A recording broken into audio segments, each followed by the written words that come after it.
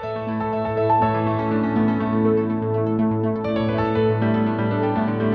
friends, welcome back to the Journal Feed. My name is Nick Zelt, and this is the only place to get spoon-fed the latest and greatest of emergency medicine. So let's dig in and look at what we're going to be covering this week.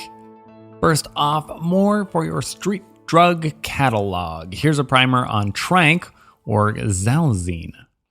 Second, how useful is the EFAST really in blunt trauma when you know you're going to pan scan anyways? After that, new West guidelines for blunt thoracic aortic injuries. Following that, we have the average ED doc isn't very good at guessing blood alcohol levels. Sorry, guys. And then lastly, we wrap up with a review of alcoholic hepatitis. Now, if you are hearing this right now, then you are not currently a JournalFeed subscriber, and so you will not be receiving the full JournalFeed podcast, only getting a portion of the past week's articles. Don't worry though, they're all good articles, but if you would like to get full access to both the podcast and the blog, then you'll have to become a member. All the details for that are at journalfeed.org, and remember that we never want money to be a barrier to better patient care. So if you're having any trouble affording a subscription, just reach out and we can help you out. Now, this is the audio version of the past week's summaries, which this week were brought to you by Doug Wallace, Ketan Patel, Gabby Leonard, Rebecca White, Laura Murphy, and Clay Smith. Okay, let's skip over to the third article. Oh man, aortic injuries are scary. I mean, injury of any major artery is scary, honestly. You know what? I just watched Bullet Train with Brad Pitt, and this guy gets cut with a sword really deeply through his shoulder, like a foot from his shoulder downward. And I just couldn't stop thinking about how much blood he should have lost from his subclavian arteries, and he kept walking around. But that's not relevant. Let's get back to the case and the article. What we're talking about is blunt thoracic aortic injuries, and most often this is going to occur at the takeoff of the left subclavian artery, and obviously this has high mortality rates. Let's look at some of the guidelines. There's a really nice publication actually, really concise and very easy to read. Also, the authors were super honest about the shortcomings of this article and the guidelines that were presented in it.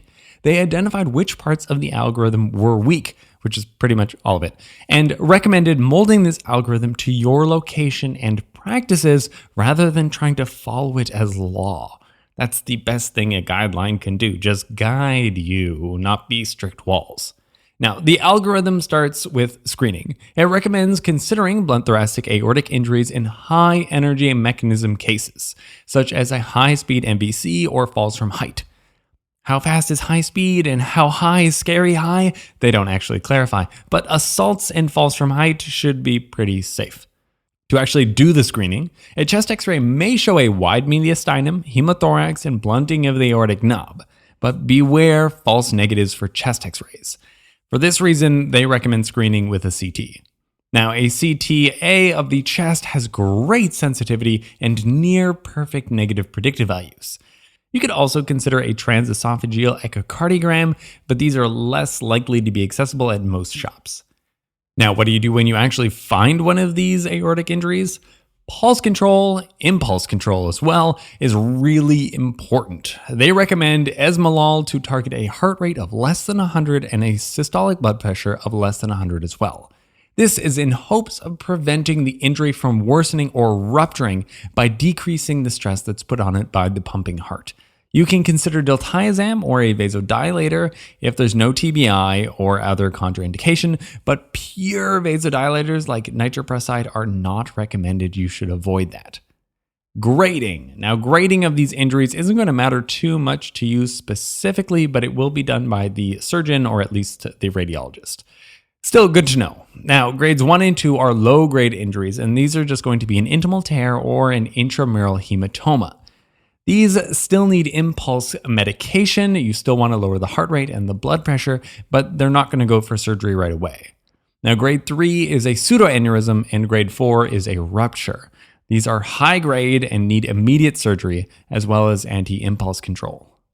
The recommendation is that most of these patients will be treated with endovascular therapy to reduce the chances of mortality and paraplegia.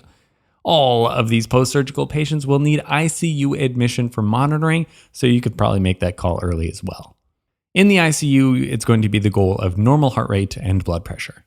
In a spoonful, this was a quick primer on blunt thoracic aortic injuries and how to manage them. Mostly it's to diagnose by CT and then impulse control until someone else admits the patient. And then we have the fourth article titled Clinician Assessment of Blood Alcohol Levels Amongst Emergency Department Patients out of the American Journal of Emergency Medicine. Now, come on guys, this is a time-old ER pastime. Guessing an inebriated patient's EtOH level.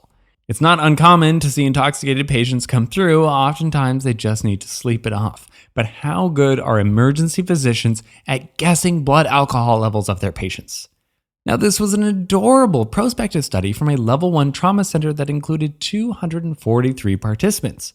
These participants were physicians, nurses, and medical students taking care of patients who had blood alcohol levels measured. And all these people had to guess what those levels would be. On average, the guesses were wrong by about 17 points, and typically guesses were too high.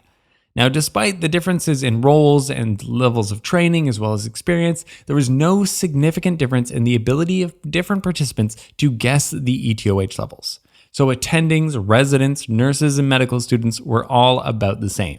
It's almost like they're just guessing. Now, accuracy wasn't correlated to patient age, gender, ethnicity, or insurance status either. How you got to the emergency department did matter though. Typically, for walk-ins, those people were getting underestimated levels of blood alcohol, and for those arriving by ambulance, those were overestimated. Now, even 17% of the guesses were wrong when the EtOH level was negative and someone guessed that it was going to be at least positive. In a spoonful, now you've got kind of a benchmark to beat. Can you do better than the average of being 17 points off? So what did we learn today? Let's do a quick wrap up of all the articles. Then from the third article, like most aortic injuries, blunt trauma-associated aortic injuries need anti-impulse treatment to prevent worsening. Make the diagnosis by CT and then get your consultants on board. After that, the fourth article, where we saw that measuring the blood alcohol level of your patients is still useful because we kind of suck at guessing it, and physicians tend to overestimate. Links to all the articles summarized can be found at JournalFeed.org, where the newsletter is the best way to make the podcast into a bite-sized nugget of spaced repetition. Unfortunately, if you're feeling like you missed out a little bit, you'd like to hear 250% more podcast, or just get the blog, then you'll have to come over and join us at the members feed. Our goal here is for you to read less, learn more, and then save lives, one spoonful at a time.